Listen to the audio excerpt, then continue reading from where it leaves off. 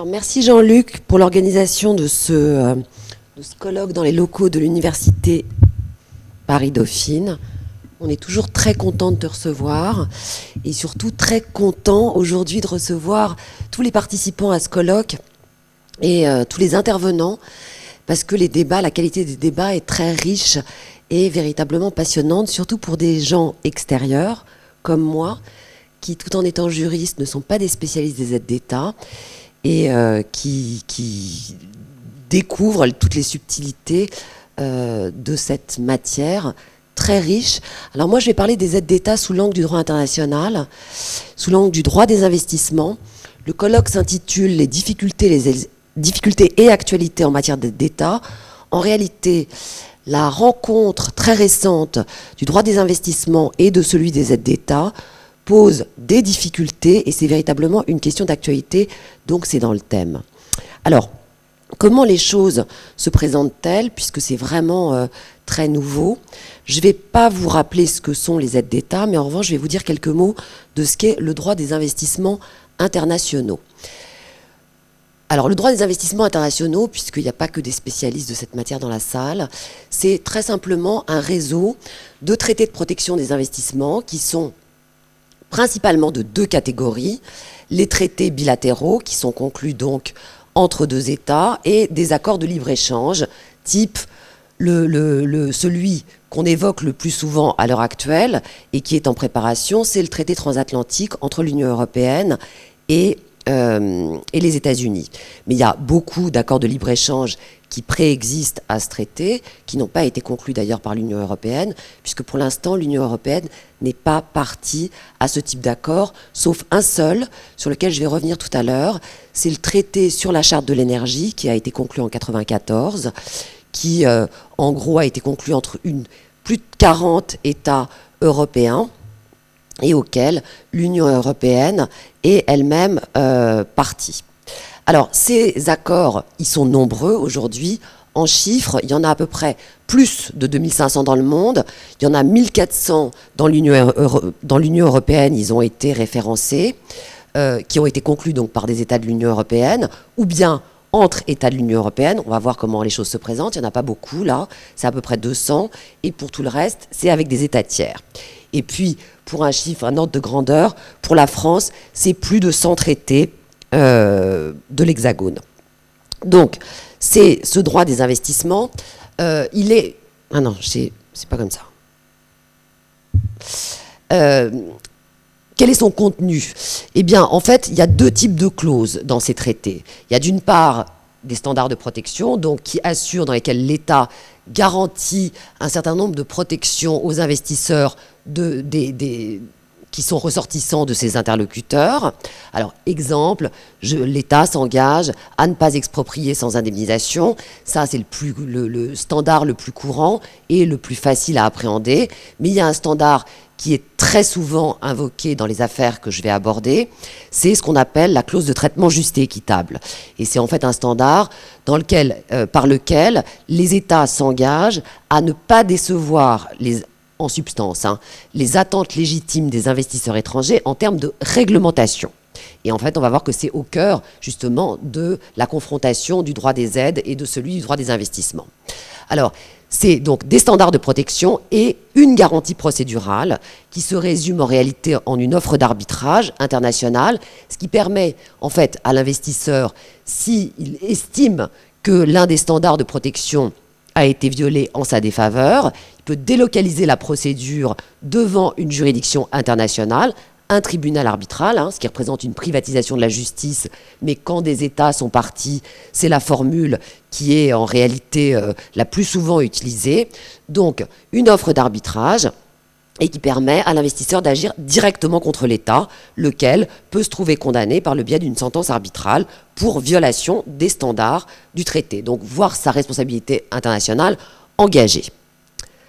Alors, quels sont les rapports entre ces traités et le droit des aides d'État? Longtemps, il n'y avait pas de rapport, pour une raison très simple, c'est que dans l'Union européenne, à l'intérieur, on estimait que les États, pour des raisons pas seulement de confiance mutuelle, mais d'équivalence des niveaux économiques, n'avaient pas besoin d'apporter ce type de garantie aux investisseurs des autres États. Donc jusqu'en 2004, il y a 2 traités intracommunautaires, je dis encore intracommunautaires parce que je sais, ou intra-européens, qui ont été conclus, qui sont 2 traités conclus par l'Allemagne, mais en réalité c'est un phénomène extrêmement marginal.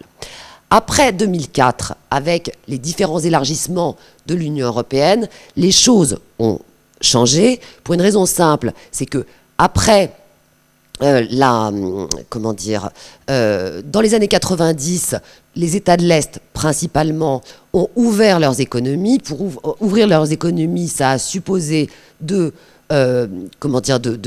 d'apporter des garanties aux investisseurs extérieurs. Ils ont conclu à cette époque-là de nombreux traités de protection des investissements. C'est les 200 dont je parlais tout à l'heure. Et puis ces 200 traités sont devenus en réalité à la faveur des élargissements des traités intracommunautaires. Et c'est là qu'ont commencé, que le droit des investissements est entré en contact avec le droit de l'Union européenne.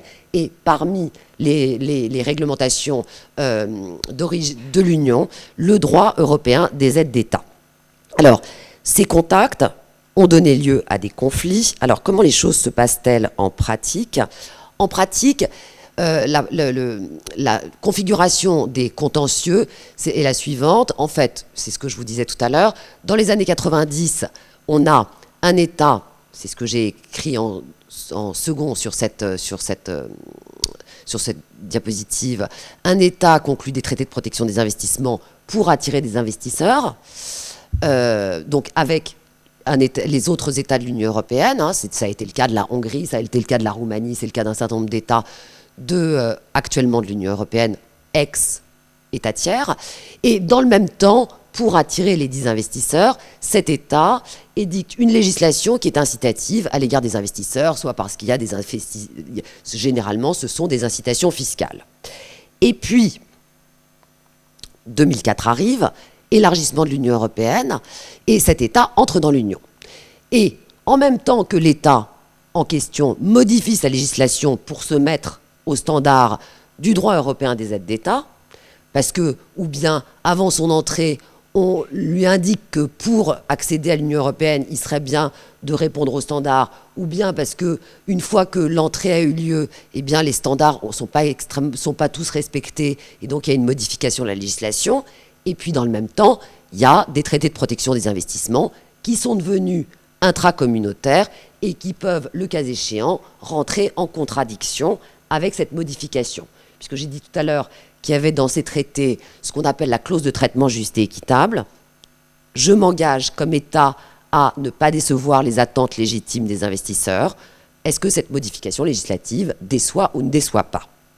Alors, la thèse des investisseurs, j'y arrive pas, c'est de dire clairement qu'ils ont été déçus. Donc, les investisseurs invoquent la violation du traité de protection et notamment donc de cette clause de traitement juste et équitable et saisissent sur le fondement du traité intracommunautaire, un tribunal arbitral. Alors voilà, là il y a des questions qui deviennent des questions du fait de ce choc très concrètes. Il y a au moins 2 séries de questions. C'est première question, le tribunal arbitral, qui est un tribunal international, est-ce qu'il va devoir faire primer le traité sur le fondement duquel il a été saisi ou le droit européen des aides d'État? Ça c'est une première question. Donc, ou bien les standards du traité, traitement juste et équitable qui, le cas échéant, auront été violés, ou bien le droit des aides d'État. Et puis, seconde question, mais qui déjà est une réponse à la première, c'est qu'en cas de condamnation de l'État, puisque ça peut arriver, on va le voir, eh bien la question se pose de savoir si l'exécution de la sentence, elle est conforme au droit européen des aides d'État. Et la Commission a, dans une affaire très récente, soutenu le contraire, ou soutient le contraire. Alors, première question, le tribunal arbitral doit-il faire primer le traité, qui est donc le fondement de sa compétence, ou le droit européen des aides d'État? Alors sur ce sujet, on a 2 affaires de référence, il y en a beaucoup d'autres, hein, et il faut dire que ce contentieux est, puisque la crise a tourné, est arrivée en Europe, avec la crise économique récente, il y a un nombre d'affaires très importants en cours, beaucoup d'affaires contre l'Espagne, beaucoup d'affaires contre la République tchèque, qui, elles, n'ont pas encore donné lieu à des décisions, mais où les problématiques sont toujours plus ou moins les mêmes. Alors, quelles sont ces affaires? Ce sont des affaires dans lesquelles le traité de référence, c'est le traité sur la charte de l'énergie de 1994. Traité sur la charte de l'énergie, hein, il est spécifique au domaine de l'énergie. Il a été ratifié par plus de 40 États en Europe, pas seulement d'États de l'Union européenne donc. Par ailleurs, c'est un traité qui contient exactement les standards que j'ai évoqués tout à l'heure et une offre d'arbitrage donc il est du point de vue de la protection des investissements extrêmement classique. Deux affaires, AES contre Hongrie et Electrabel contre Hongrie. Alors, les faits étaient exactement les mêmes dans ces deux affaires. Il faut que je retrouve la nationalité des investisseurs. En gros, la seule chose qui différait réellement, c'est la nationalité des investisseurs. Dans la première affaire, donc AES, il s'agissait d'investisseurs anglais et dans la seconde, Electrabel, d'investisseurs belges qui reprochaient les uns et les autres à la Hongrie d'avoir modifié sa législation suite à son intégration. Donc, elle avait modifié sa législation en 2005 sur les tarifs de vente de l'électricité suite donc à son accession à l'Union européenne. Et de son côté, la Hongrie, dans les deux affaires, rétorquait que certes, elle avait modifié sa législation, mais elle ne pouvait pas être condamnée pour autant compte tenu de ce qu'elle n'avait fait que respecter et se conformer aux droits européens des aides d'État et que par conséquent, elle devait être totalement exonérée de toute responsabilité dans ces cas. Alors, il faut dire autre chose, c'est que dans toutes ces affaires, en gros, il y a deux clans qui se forment spontanément. Il y a les investisseurs étrangers qui essayent d'obtenir la mise en cause de la responsabilité de l'État, et de l'autre côté, il y a l'État qui, lui, essaye de se protéger en invoquant la conformité de sa démarche aux droits de l'Union européenne, et puis il y a la Commission qui vient toujours en renfort de l'État et qui intervient pas comme partie aux procédures, mais comme ami de la Cour, amicus curiae, et qui dépose régulièrement des mémoires dans toutes ces affaires. Alors, les deux tribunaux arbitraux qui ont rendu le premier une sentence en 2010 et le second une décision en 2012 ont eu des démarches totalement différentes et apporté des solutions différentes. Dans l'affaire AES contre Hongrie, en 2010, le tribunal a fait prévaloir le traité sur la charte de l'énergie sur le droit de l'Union européenne. Le droit de l'Union européenne a été considéré comme un simple fait, comme le serait d'ailleurs un droit interne, et le tribunal a considéré que l'État ne peut pas se prévaloir de ce fait pour justifier une éventuelle violation du traité en question. Alors, il n'y a pas eu de violation qui ait été dans cette affaire caractérisée, donc l'État n'a pas été condamné, mais il faut voir que sur ce type de raisonnement, potentiellement l'État pourrait l'être. Ça, c'est la première, en fait, une première démarche. Autre démarche, l'affaire Electrabel contre Hongrie, décision de 2012, et là, le droit de l'Union européenne a été appliqué comme le traité au titre du droit international. Le traité a essayé, le tribunal arbitral a dit qu'il voulait combiner le plus harmonieusement possible les deux, mais contrairement au précédent tribunal, il a clairement signifié qu'en cas de conflit entre le traité et le droit de l'Union, compte tenu de ce qu'il s'agissait d'un litige intracommunautaire entre États membres de l'Union européenne, sur le fondement du traité sur le fonctionnement de l'Union européenne, il conviendrait de faire prévaloir le droit de l'Union. Donc c'est tout à fait une démarche différente et une solution opposée.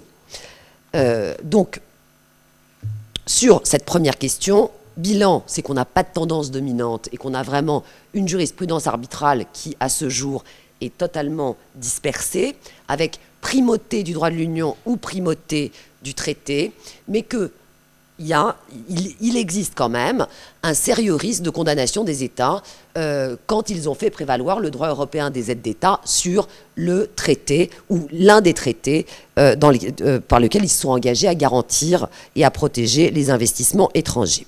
Alors j'en arrive maintenant à la seconde question, puisque la condamnation est possible. Si elle est possible, elle s'est déjà produite, et dans une autre affaire, on va le voir. Alors, la question, c'est, en cas de condamnation de l'État, est-ce que la sentence peut être exécutée, ou est-ce que son défaut de conformité au droit des aides d'État lui interdira, en tout cas dans les États de l'Union européenne, de pouvoir être exécuté. Alors, là, sur ce sujet, il y a une affaire qui est en cours, qui est l'affaire Mikula contre Roumanie. Enfin, elle est plus trop en cours du point de vue de l'arbitrage, mais on va voir que la procédure a rebondi. L'affaire est simple, c'est à peu près le même cas, à une petite différence près.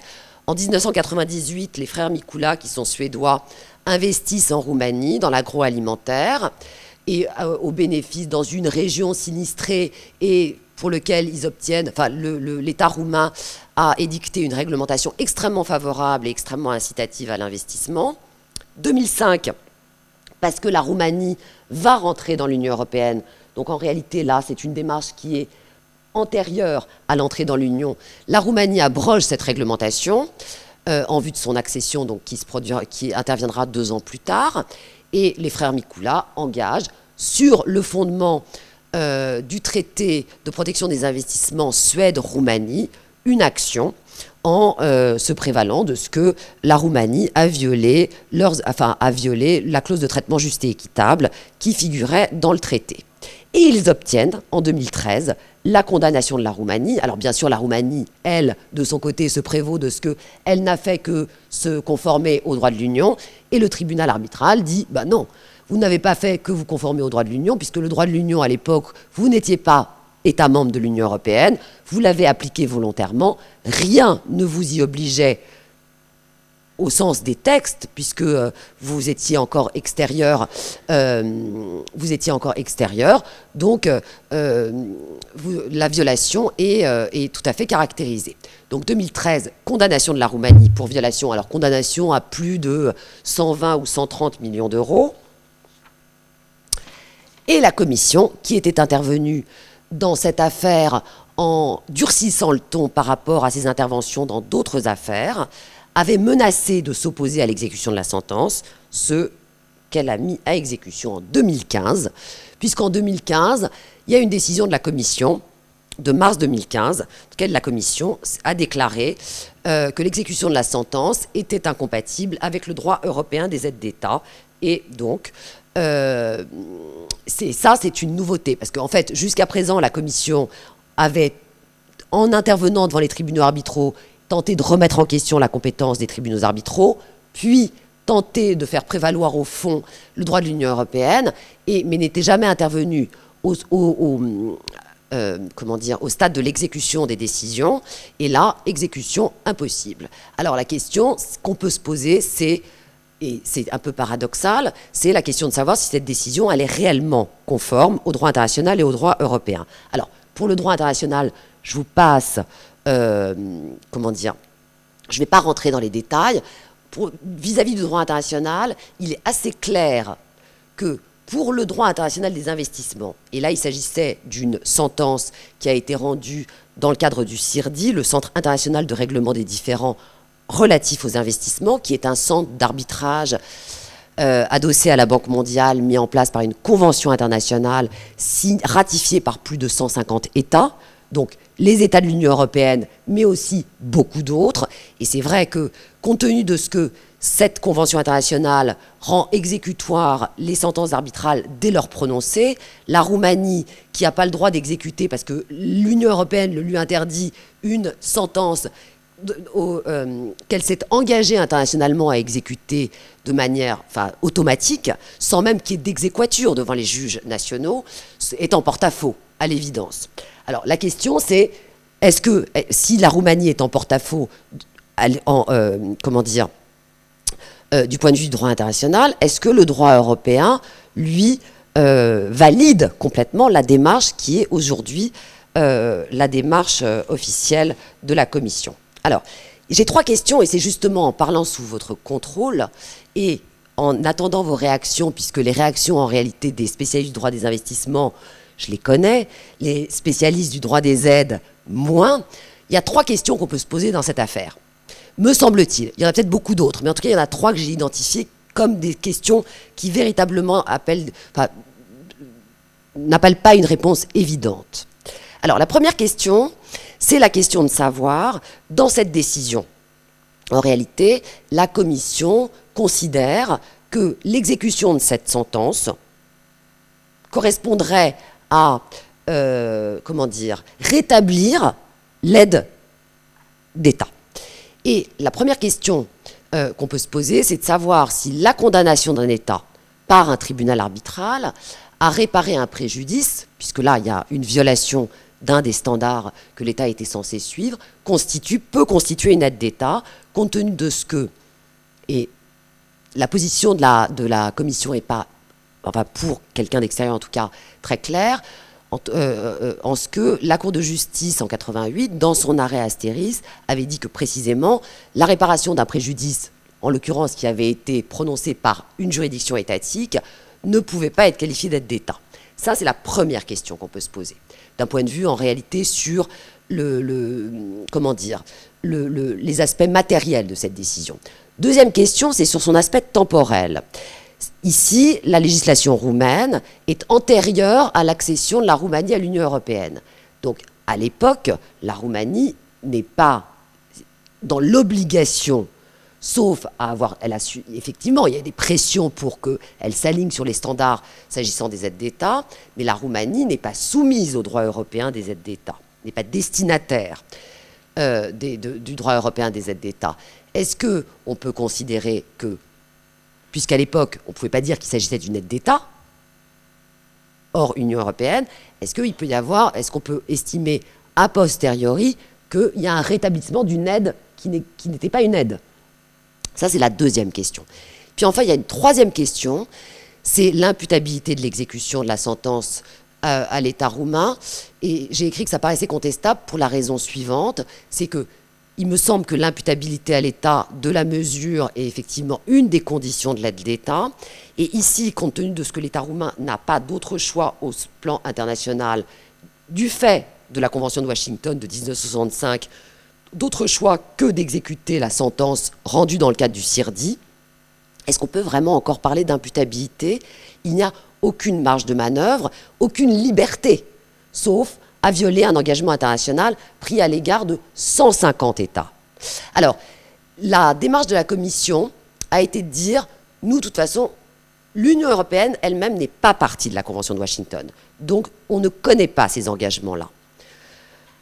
Est-ce que c'est un raisonnement qui aujourd'hui peut être entendu et qui ne risque pas d'avoir des conséquences au plan international? C'est vraiment une question qui est ouverte.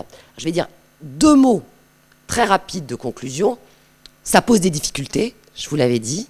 Cette confrontation inattendue véritablement soulève des questions qui sont très singulières. La Cour de justice, enfin, les juges de Luxembourg vont se prononcer sur, en tout cas, certains aspects de cette affaire, puisqu'ils en ont été saisis. Et donc là, on peut espérer qu'ils apporteront un peu de clarté à ce débat. Par ailleurs, il y a le point de vue qui sera celui des juges européens, mais sont aussi saisis des juges d'État tiers. Les juges américains, aujourd'hui, sont saisis de cette affaire, puisque les investisseurs suédois ont demandé aux juges américains qui a ratifié, les États-Unis, la Convention de Washington, dont je parlais tout à l'heure, de faire exécuter la sentence. Et là, il y a une instance pendante devant les juridictions new-yorkaises. Donc il y aura aussi, dans le débat, le point de vue des juges des États tiers. Voilà. Donc beaucoup de questions. Peut-être que le débat sera relancé par toutes ces décisions. Et je vous remercie pour votre attention.